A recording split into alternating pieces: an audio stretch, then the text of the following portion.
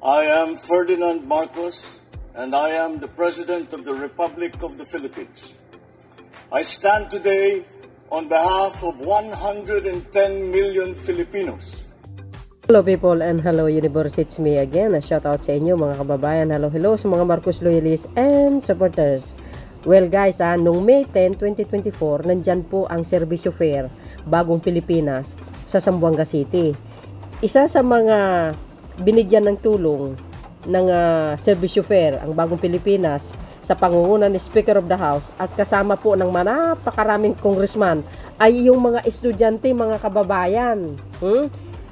Bukod pa dyan, marami po guys, no? Dahil alam po natin ng Bagong Pilipinas Caravan, yan po ay 2 days, Serbisyo Fair. Ngayon, itong pinapakita natin, itong video na ito po guys yung mga integrated scholarship and incentive program, which is ang isip, nung pumunta si Speaker, binigyan niya po guys ng kaukulang tulong. Umpisahan po natin ito. Ayan, nakikita nyo?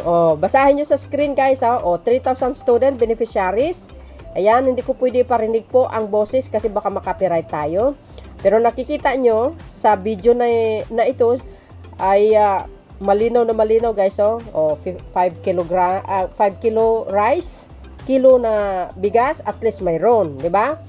Ayan basahin nyo sa screen nyo guys mga estudyante lahat yan kasama po ang mga teachers, 2,000 financial assistant through DSWD ng EICS.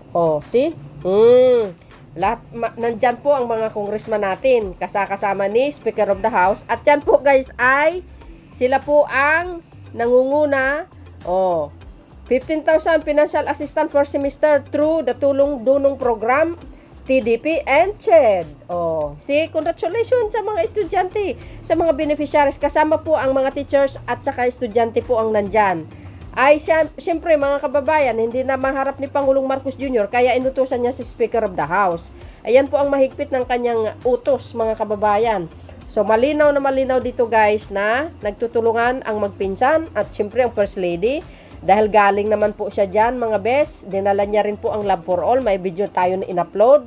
No, kung makita nyo yung ang saya ng mga estudyante na ito. Marami po yan mga kababayan Napakaganda itong Bagong Pilipinas Serbisyo Fair. Dahil ito guys, malaking katulungan ito sa mga estudyante. Basahin nyo na lang po sa mga screen. Okay? Kasi yung boses kasi may music, baka makapiright. At least meron tayong patunay na talaga naman ito si Speaker tumutulong sa gobyernong Marcos. Magpinsan yan Siyempre, utos ng Pangulo, hindi niya na maharap sa dami-daming mga activities niya. Kaya nandyan po ang ating Speaker of the House. Sila na po ang nagtatrabaho kasama po ang mga congressman. Siyempre, kudo sa mga sulons. Ayan. Yan po, Zamboanga City, kasama ang Zamboanga Sibugay, Del Norte at Del Sur. Kaya abangan nyo guys ang Serbisyo Fair Bagong Pilipinas sa mga lugar niya kasi sabi ng Pangulo nga, unahin po ang Mindanao, lalo po yung mga apektado ng El Nino.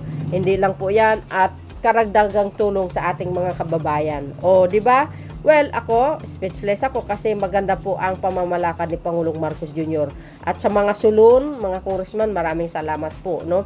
Sa mga estudyante, congratulations, ang saya nila kaya, guys, Kasi sa araw na yan, talaga nakatanggap sila talaga ng assistance, financial assistance, no? So, maraming salamat guys sa inyong watching. See you again on my next upload video. Bye, bye, bye, and babus. Ayan, God bless Philippines. Mga teacher yan guys at mga estudyante lang ang nandyan.